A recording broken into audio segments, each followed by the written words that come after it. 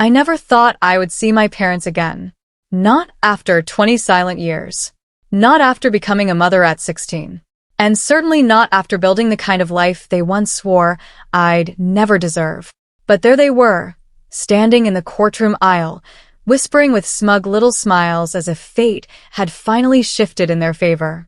They believed they'd trapped me. They believed the law would crush me. They didn't know who I had become. They didn't know the weight of the gavel I now carried, and they definitely didn't know their own lawyer was about to walk past them, stop in front of me, and say the words that would drain the color from their faces. "Good morning, Judge." Only then, only in that suspended, breathless moment, did my story truly begin. People often assume everything in a judge's life has been neat and straight, like a perfectly ruled sheet of lined paper. They imagine clean decisions, calm days, organized years. They don't picture chaos or nights spent crying into a pillow. They don't picture a girl who once stood on a cold porch with nothing but a plastic grocery bag of clothes. But that was me, 16 years old, pregnant, alone. And my parents, Harold and Denise, were the ones who put me there. I still remember the night it happened, late October, the kind where the wind already feels like November and the sky has a heavy, empty look to it. My mother was at the kitchen table, arms crossed, eyes sharp. My father paced behind her like he wished the floor would crack open and swallow me. They didn't scream. I almost wish they had. Screaming means emotion. Screaming means you care enough to let yourself lose control. What they gave me instead was worse, cold, clipped disappointment, the kind that freezes a person from the inside out. "You've embarrassed us," my mother said. "You've ruined your future," my father added. "So you'll leave tonight," she finished. They didn't even say the word pregnant, as if refusing to say it would erase the reality of the life inside me. I remember staring down at my hands, thinking how strange it was that the same hands could hold a pen at school that morning, and now held the weight of a decision that wasn't even mine. I had nowhere to go except the one place that had always felt like a refuge, my grandmother's house. Grandma Margaret, a widow for almost 2 decades. The woman who baked pies for every church event, even when she couldn't taste sugar anymore. The woman who ran a tiny vegetable stand on the edge of her property because talking to folks keeps me alive longer. A woman who could forgive anything except cruelty. When she opened the door that night, I didn't even speak. I just stood there shivering, holding that ridiculous plastic bag. She looked at me for half a second, and I swear she knew everything. Her eyes softened, and she stepped aside. "Come in, baby," she whispered. No judgment, no lecture, just warmth. I collapsed into her arms. She held me like she'd been waiting my whole life to catch me. She set me up in the guest room, clean sheets, a little lamp by the window, a quilt her own mother had stitched by hand. She brought me tea, sat at the edge of the bed, and said the first kind words I'd heard all night. "You're not alone. Not as long as I'm breathing." For the first time since I saw that pink line on the test, I felt something other than fear. I felt safe. In school, I became the girl everyone whispered about, the pregnant one. The one whose parents kicked her out. High school judgment is sharp but temporary. The judgment that cuts the deepest is the one from your own blood. The kind that stays under your skin no matter how old you get. Grandma made everything feel survivable. She drove me to doctor appointments in her old Chevy truck with appealing blue paint. She cooked me oatmeal every morning, even when I insisted I wasn't hungry. She told me I was strong long before I believed it. "You'll get through this," she said often. "You're tougher than you know." She didn't have much money, but she spent everything she had on the things I needed. Maternity clothes, vitamins, baby supplies. She clipped coupons like it was a second job. She saved every dime from her vegetable stand. Looking back, I think she started saving for me long before she ever told anyone. In the late months of my pregnancy, she'd sit with me on the porch swing. We'd watch cars pass on the country road, headlights glowing through the tall maples. "What do you want out of life?" she'd ask. I didn't know how to answer. My world was small diapers, doctor visits, getting through one day at a time. "I just want to give my baby something better than what I had," I finally said. She squeezed my hand. "And you will." When I went into labor, Grandma practically ran into the hospital lobby, waving her purse like a flag. Nurses smiled. They loved her. Everyone did. And when my son was finally placed in my arms, tiny, warm, smelling like a fresh beginning, I cried in a way that felt like cleansing. Grandma cried, too. You did it, baby, she whispered. You're a mother now. In that moment, I wasn't the girl my parents abandoned. I wasn't the mistake they said I'd made. I was someone new, someone who had purpose, someone who had a future, though I didn't know yet how hard I'd have to fight for it. But that night, holding my son close, I made myself a promise. I would build a life. I would build a future. And one day, I would make sure that no one, not even my parents, could ever make me feel small again. People often imagine that turning 16 and becoming a mother means your life stops. But mine didn't stop at all. It just became heavier, like I was suddenly responsible for holding up two futures instead of one. My son Jacob needed everything. Feedings, diaper changes, doctor visits, warmth, love, and stability. Grandma gave us a roof, but the rest was up to me. Those early months were a blur of sleepless nights and determination. I remember sitting at the kitchen table at 2 a.m., rocking Jacob with one hand while doing algebra homework with the other. Grandma would shuffle in wearing her old flannel robe, pretending she just happened to wake up, and she'd take him gently from my arms. Finish your work, she'd say. You can't build a future by quitting.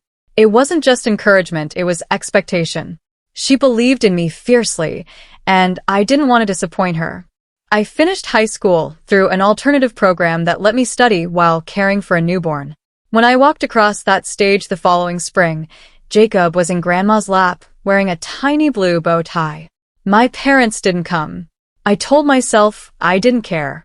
But when I saw other kids hugging their parents, something inside me sagged like an old porch rail. Still, I looked back and saw Grandma blowing me a kiss, pride shining from her like sunlight. After graduation, I took a job at the local grocery store, bagging items, pushing carts in the heat-stocking shelves late into the night. Hard work didn't scare me. What scared me was the idea of standing still. Every time I punched the time clock, I'd whisper the same promise to myself. This isn't forever. But money was tight. Tight in a way that makes you calculate gas miles, cut cereal boxes in half to make the contents last longer, and pray nothing breaks. Some nights I'd lie in bed and hear Grandma through the wall coughing softly. A reminder that she wasn't young, that her time was finite, and I couldn't rely on her forever. The turning point came one afternoon when a contractor tried to scam her. He claimed her roof needed urgent repairs and tried to charge her thousands of dollars up front. I watched Grandma straighten her back, narrow her eyes, and say, "Young man, I wasn't born yesterday." But he wouldn't relent. I stepped in calm, firm, and surprisingly confident. "Sir, we're not signing anything. If you don't leave, I'll call the sheriff." He left faster than a cat off a hot stove. Grandma looked at me afterward, impressed. "You ever thought about law?" she asked. Law me, a girl who once hid in the school bathroom to cry because someone wrote ruined on my locker. But the more I thought about it, the more it made sense. Law wasn't just about rules. It was about protecting people like Grandma, people like me, people who didn't have anyone to stand up for them. So I enrolled in community college. I studied during Jacob's naps, redid case studies while stirring spaghetti sauce, and listened to lectures through cheap earbuds while folding laundry. Every assignment felt like chiseling a tiny piece of a new future. Money was still tight, so I took a second job cleaning offices after hours. I'd carry Jacob in a baby sling as I vacuumed and emptied trash bins. Sometimes he'd fall asleep against my chest to the hum of the vacuum cleaner. I'd kiss the top of his head and whisper, "One day you'll understand why Mommy works so hard." When I finally transferred to a state university for my bachelor's degree, Jacob was starting kindergarten. He'd bring home drawings of houses and stick figures and proudly say, "That's me and Mommy and Grandma." We never spoke about my parents, not yet. But I sometimes wondered how they lived, knowing their grandson existed somewhere out there. The day I got my acceptance letter to law school, Grandma held it as if it were a fragile treasure. "Baby, you're going to change lives," she whispered. Law school was grueling. 3 years of reading until my eyes blurred, studying late at night with cheap coffee and practicing arguments in front of the bathroom mirror. I wasn't the youngest in my class, but I was the most determined because failure wasn't an option. I didn't have the luxury of giving up. I took the bar exam with shaking hands, terrified I'd let everyone down. When the results came back and I saw my name on the pass list, I dropped to my knees in the living room and sobbed. Grandma hugged me, rocking me like she had the night I first came to her doorstep. "You did it," she said through tears. "My girl did it." My first years as a public defender taught me everything law school didn't. How to talk to people who had nothing left to lose. How to keep your heart soft and your mind sharp. How to fight battles that didn't always end in victory. I learned the system was flawed, but not hopeless. Every win, no matter how small, was fuel. As Jacob grew older, our life slowly stabilized.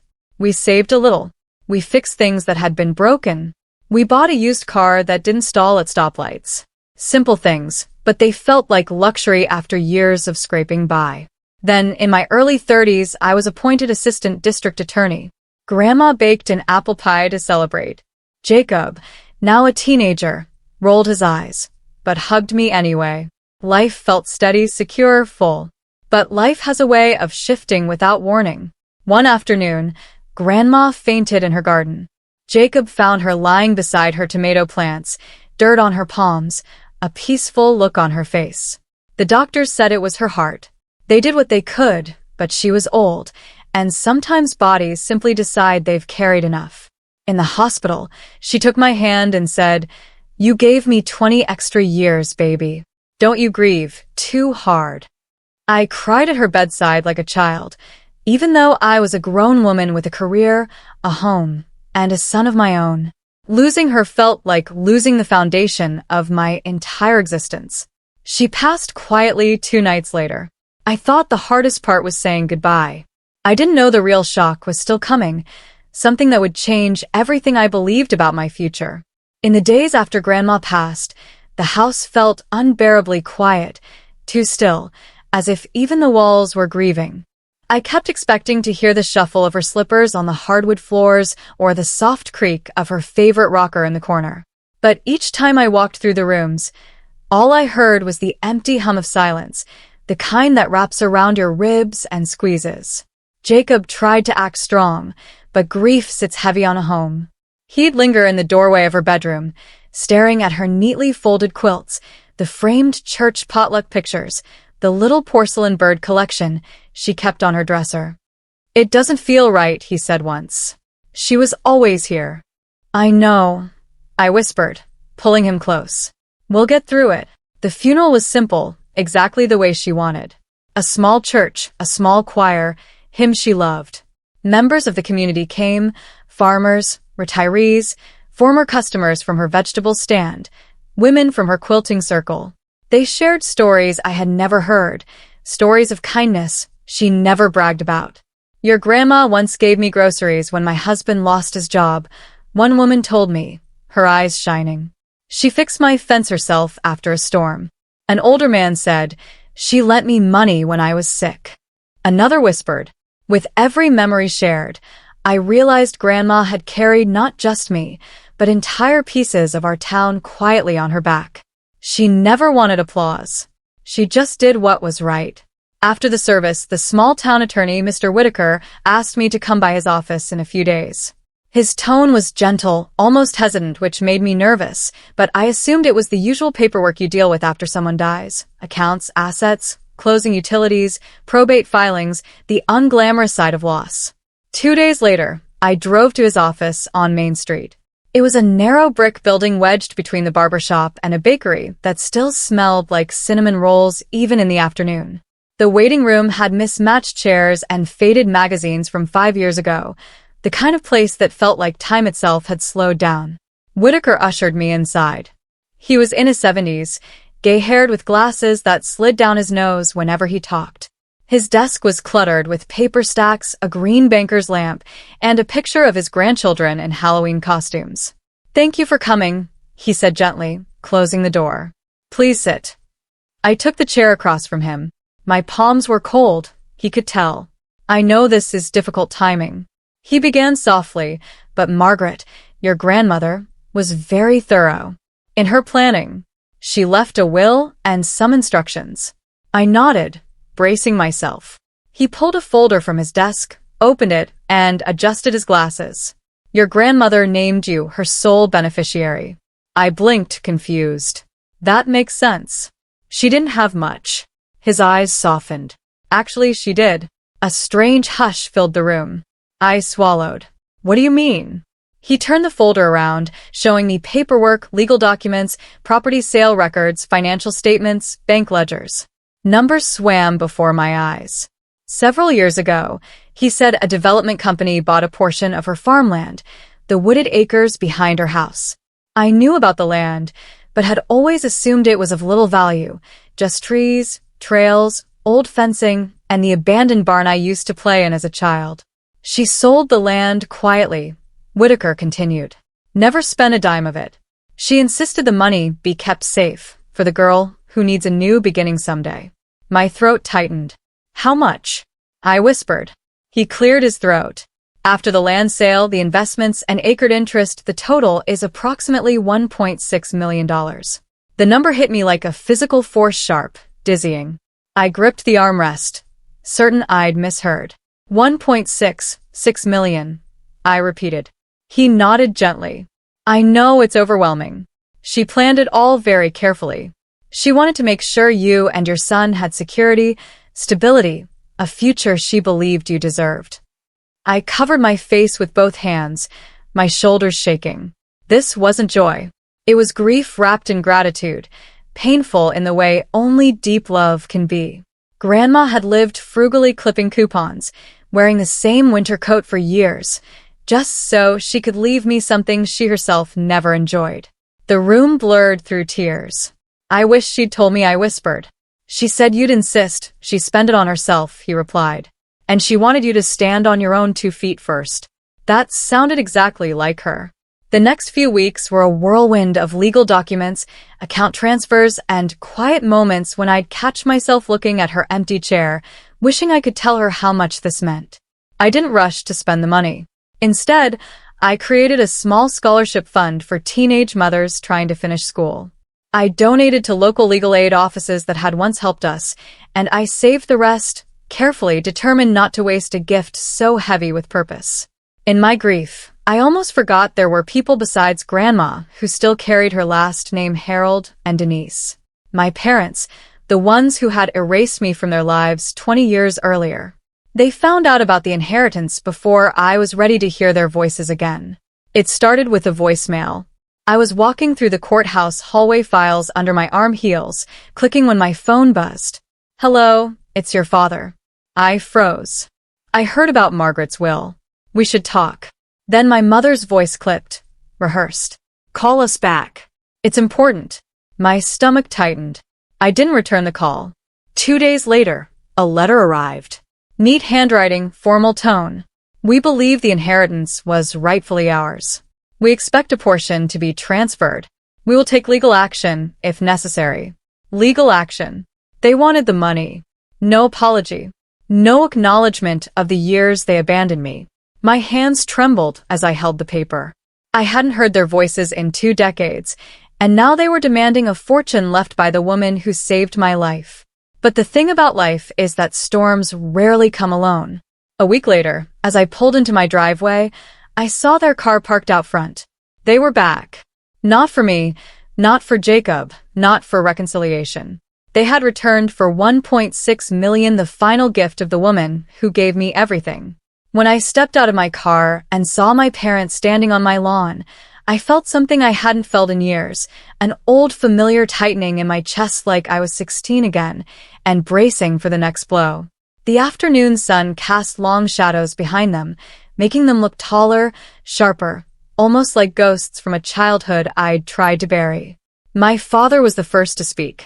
We need to talk, he said, his voice flat, as if the last 20 years were nothing more than a pause in a conversation. I didn't invite them inside. Instead, I kept one hand on my car door, ready to shut it if I needed to. About what?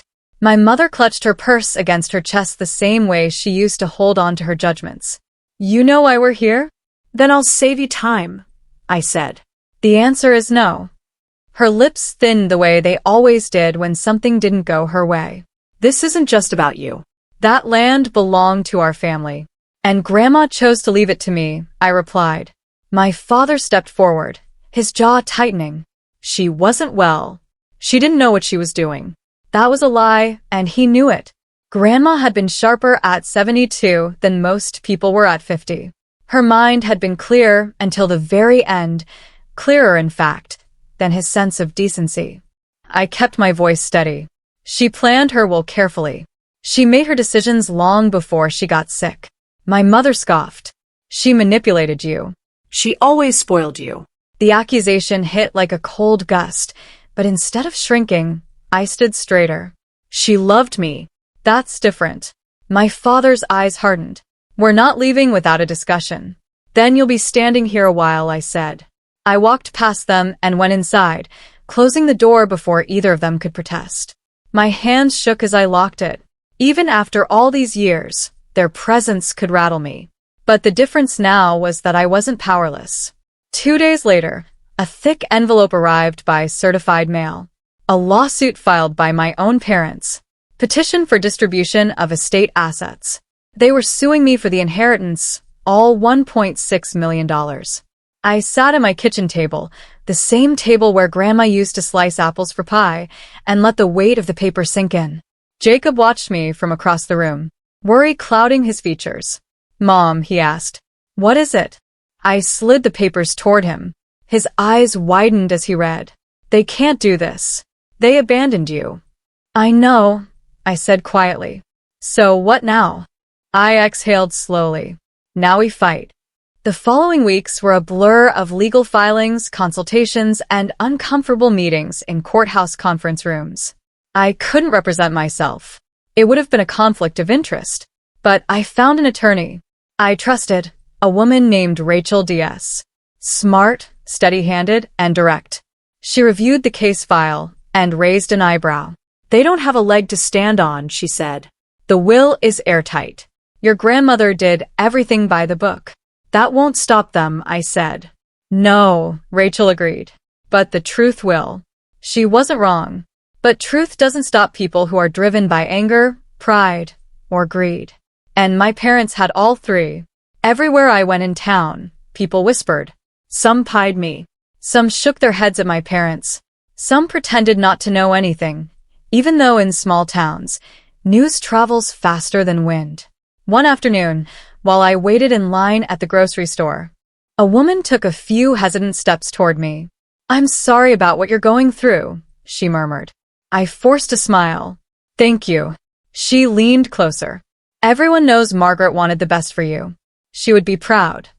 Her words steadied me in a way I didn't expect. Pride, love, those were the things Grandma left me long before the money. A month later, the court date arrived. The courthouse parking lot was almost full. People from town had come to watch, not out of cruelty, but because small communities are stitched together by stories, and this one had grown larger than any of us. I walked up the steps in a simple navy blue suit, my hair pinned neatly. Rachel walked beside me carrying her briefcase like a shield. My parents stood near the entrance with their attorney, a tall, polished man named Richard Hall. He looked like someone who played golf on weekends and charged by the minute. They smiled when they saw me, a smug confidence radiating from their posture. Mom leaned toward Dad and whispered something that made him chuckle. They actually believed they were going to win. The sight didn't make me angry. It just made me sad. Sad that 20 years hadn't softened them. Not even a little. Inside the courtroom buzzed with chatter. Wooden benches creaked. The air smelled faintly of old paper and lemon cleaning polish. When I sat down, I felt eyes on me. Some sympathetic, some curious, some stunned to see the daughter they once shamed now sitting poised and collected. As we waited for the judge to enter, I kept my breathing steady. Rachel whispered, "You ready?" "I have to be." The bailiff stepped forward. "All rise." The judge, another colleague of mine but not a close one, took the bench. My parents exchanged glances, still completely unaware of the shift that was about to unfold. Then the door in the side hallway opened again. Their attorney entered the courtroom. Richard Hall, confident stride, leather briefcase, silver tie clip catching the overhead light. My parents straightened, smiling proudly, expecting him to greet them with the warmth of an ally. Instead, he walked right past them. He stopped in front of me. He nodded respectfully, deeply, almost reverently. And then he said in a clear, steady voice that echoed through the silent courtroom, "Good morning, Judge." My parents froze. The color drained from my mother's face first, then my father's. Their eyes widened, confusion, turning into panic, as if they'd only just realized the truth. The daughter they abandoned. The daughter they were trying to rob. The daughter they believed beneath them was the judge their own lawyer answered to. In that single moment, the ground shifted beneath their feet, and they knew it. For a long moment, the courtroom stayed frozen, as if the air itself couldn't decide what to do next. Even the overhead lights seemed to hum louder. I sat completely still, not out of pride, not out of triumph, but because every emotion I felt was crashing together. Relief, grief, disbelief, and something deeper. A strange sense of closure I hadn't expected. It was my parents' faces that I will never forget. My mother's hand trembled as she clutched her purse knuckles white. My father blinked rapidly, his mouth parting slightly like he wanted to object to reality itself. They had walked into this courtroom believing I was the weakest person here. Instead, they were discovering I had spent 20 years becoming someone they never imagined I could be. Rachel leaned close, whispering, "You okay?" "Yes," I said quietly. "I'm okay." Richard Hall, my parents' attorney, straightened his tie with a stiff, almost embarrassed motion. It wasn't easy for a man like him to show deference to someone half his age, but he did it without hesitation because the bench demanded respect, regardless of personal connections. My parents exchanged frantic glances with him, trying to signal him over, but he ignored them for the moment. Instead, he took his place at their table, cleared his throat, and offered a polite nod to the presiding judge. The judge adjusted his glasses, glanced between us, and said evenly, "Shall we proceed?" And just like that, the room exhaled, and the hearing began. My parents' attorney started strong, at least on paper. He argued that my grandmother had been unduly influenced, that her mental capacity had been compromised, that I had somehow manipulated her into altering her estate. But rhetoric can only take you so far. Evidence is what holds weight, and evidence was not on their side. Rachel began by calmly laying out the timeline, every medical evaluation showing Grandma's mental clarity, every document signed with witnesses present, every financial statement handled through legitimate channels. She showed the receipts of Grandma's land sale, her investments, her tax filings, all organized, consistent, structured. Exactly the way Grandma lived her life. She wasn't confused, Rachel said. She was deliberate. I felt my throat tighten. Deliberate. Yes, that was Grandma. Rachel continued. Moreover, Your Honor, the petitioners, Mr. and Mrs. Dawson, had no contact with the deed aunt for over 20 years. My father squirmed. My mother straightened with forced dignity. Rachel opened a file. Here are school records, medical forms, and statements from former teachers, verifying that the respondent she gestured toward me was abandoned by both parents at age 16, pregnant, and without resources. A low ripple moved across the courtroom. People knew pieces of the story, but hearing it formally under oath was different. My mother shot me a sharp, accusatory glare, as if I had told on her like a child revealing a broken vase. She leaned toward her attorney, hissing something. He didn't react. He simply rubbed his forehead, as if wondering how he'd gotten himself into this mess. Rachel proceeded, voice steady and unwavering. There were no attempts at reconciliation, no financial support, no communication, nothing but silence. The judge nodded slowly, making notes. Then Rachel placed one final document on the table. This is a handwritten letter from Margaret Dawson to her estate attorney, Mr. Whitaker. It outlines her intention to leave everything to her granddaughter. It explicitly states, she earned a life they tried to deny her. A hush fell over the courtroom. Even the judge went still. Meanwhile, my parents sat stiff, their expressions folding into something brittle like thin ice cracking on a pond. When my father finally took the stand, he tried to regain footing. I didn't abandon her, he said. She left. She left because you threw her out, Rachel countered. He swallowed, eyes flicking toward me. We were overwhelmed. She was too young. It was embarrassing. But we thought she'd learn a lesson. A lesson? That old familiar ache pushed against my ribs. Rachel didn't raise her voice. She didn't need to. And what lesson was she supposed to learn by being homeless at 16? My father's jaw tightened. She made choices. So did you, Rachel said quietly. He fell silent. When my mother took the stand, she tried a different tactic. Tears.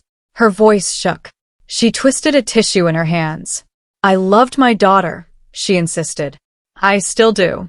Rachel raised an eyebrow. And in those 20 years, how many birthdays did you call her for? My mother wiped her eyes. None. Graduations? None. Did you meet your grandson? More tears? No. Did you send a card, a letter, anything at all? She shook her head. Mrs. Dawson, would you say those are the actions of loving parents? My mother stared down at her hands. Her silence was louder than any answer. By the time both sides finished presenting, the truth lay bare across the courtroom like an unrolled scroll. No theatrics, no shouting, just the cold, steady facts of who we all were. My parents weren't villains, not in the grand storybook sense, but they were flawed, prideful, stubborn, and ashamed. And sometimes that combination creates its own kind of cruelty. When closing arguments finished, the judge leaned back, his expression grave but calm. This is not a close case, he said. The evidence overwhelmingly supports the validity of the dean's will. Margaret Dawson acted independently and with full capacity. Her intentions were clear. There is no legal basis for awarding any portion of the estate to the petitioners. My parents stiffened. It is therefore the ruling of this court. He continued that the petition for distribution is denied in full.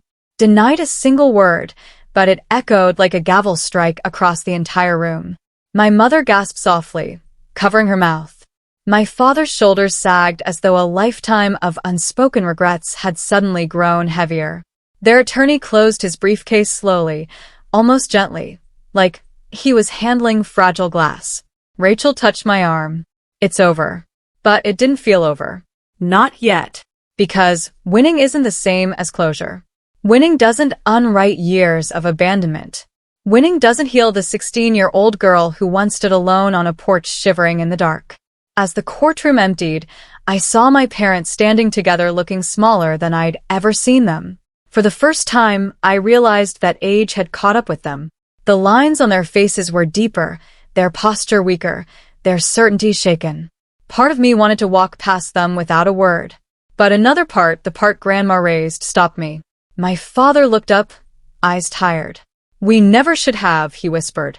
My mother swallowed hard. We didn't know you'd become this. I met their gaze evenly.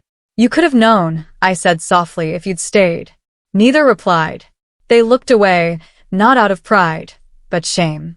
For the first time in my life, I saw them not as the monsters of my past, but as two deeply flawed, deeply human people who had made terrible choices and were now paying their own emotional price.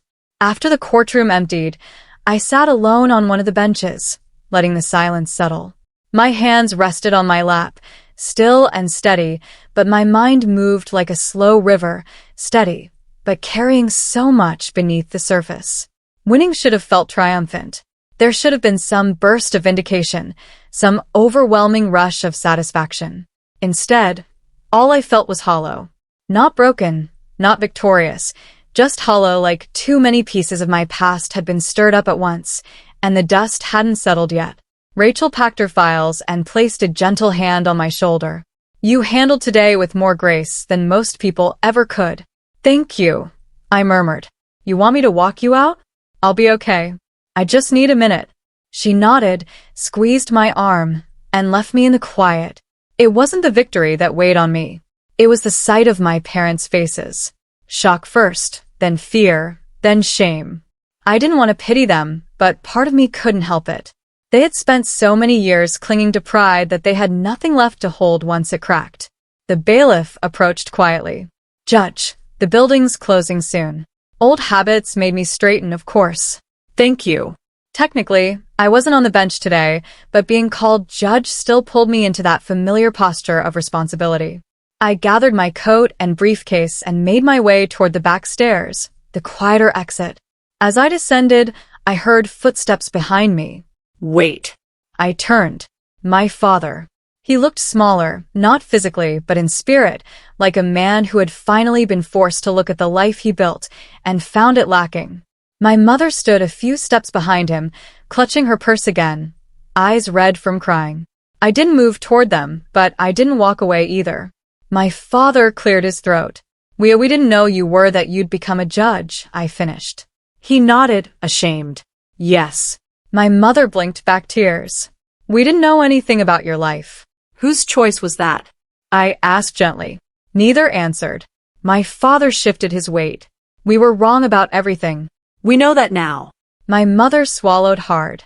We can't change what we did, but we didn't. We didn't expect this to go the way it did. You expected to win, I said. She hesitated, then admitted quietly. Yes. There was something raw, almost painful in hearing the truth spoken plainly. I didn't hear excuses or justifications or attempts to rewrite the past. For the first time, they weren't defending themselves. They were facing themselves. We aren't asking for money anymore, my father said. We know we lost. That isn't what matters, I replied. He frowned slightly. What does matter? I took a slow breath. The fact that you only came back when there was something to gain. Their expressions tightened, not in anger, but in regret. My mother's voice cracked. We were cowards. My father nodded. We were ashamed, and ashamed people make foolish decisions. For a long moment, none of us spoke. The air between us felt heavy with the weight of 2 decades of silence. Finally, I said softly, I needed you when I was a child. Not now. My mother covered her mouth, stifling a sob. My father blinked several times, trying to steady himself. We know, and we'll carry that. I looked at them, really looked. They weren't young anymore.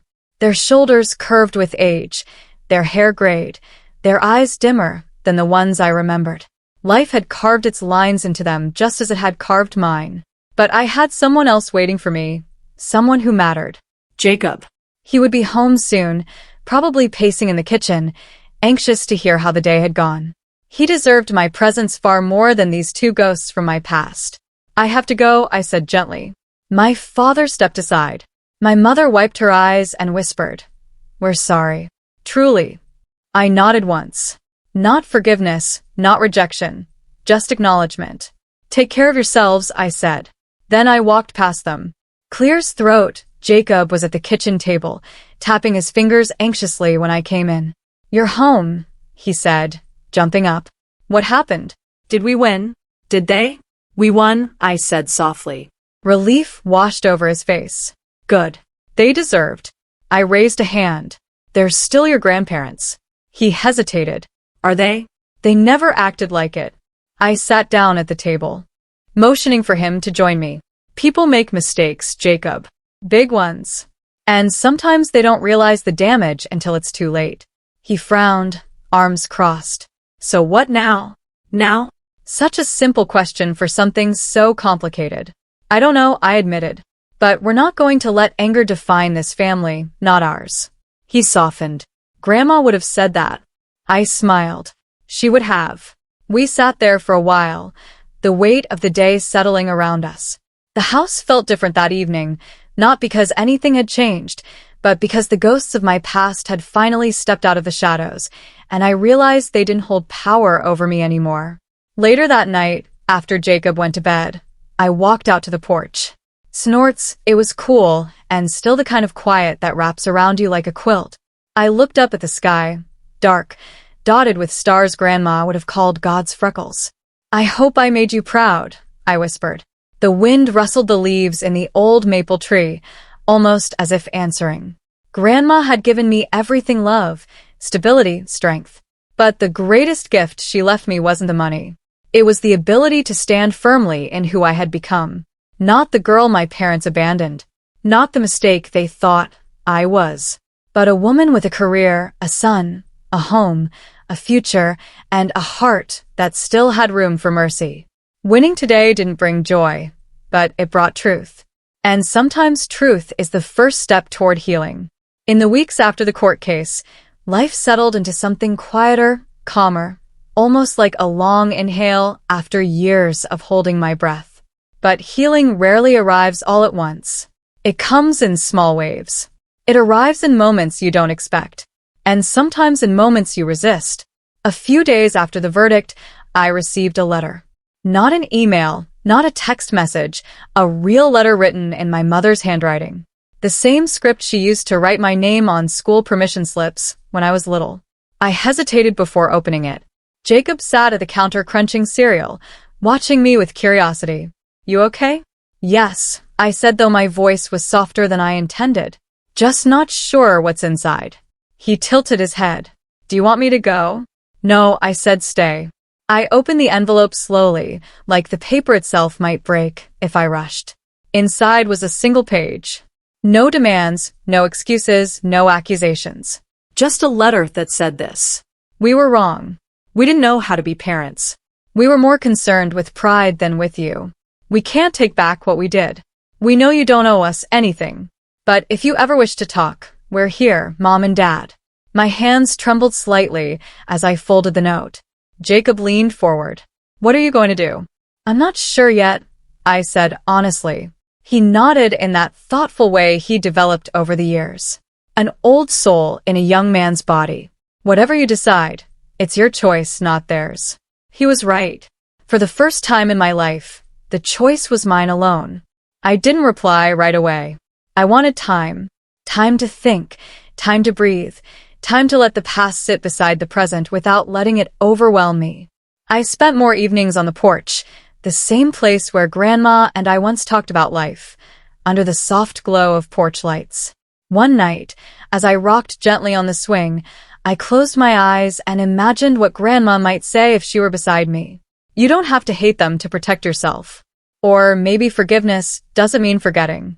It just means you don't let it poison you. She'd always had a way of simplifying the things that frightened me.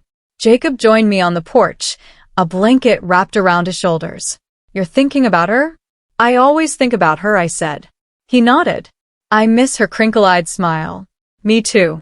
We sat together, listening to the distant sound of a neighbor's dog bark, the soft chirping of evening crickets. Life had moved forward around us, but grief had its own slow rhythm. After a long silence, Jacob said, "Are you going to meet them?" I sighed gently.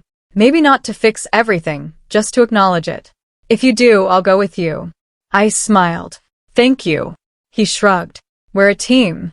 And we were. A few days later, I made the decision.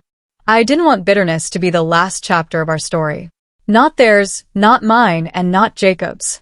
The past would never disappear, but maybe, just maybe, it didn't have to own the future. So, I picked up the phone and dialed the number written at the bottom of my mother's letter. It rang twice, then 3 times. Finally, her voice, tentative, small, nothing like the woman who once threw me out of her kitchen. "Hello." "Hi," I said quietly. "It's me."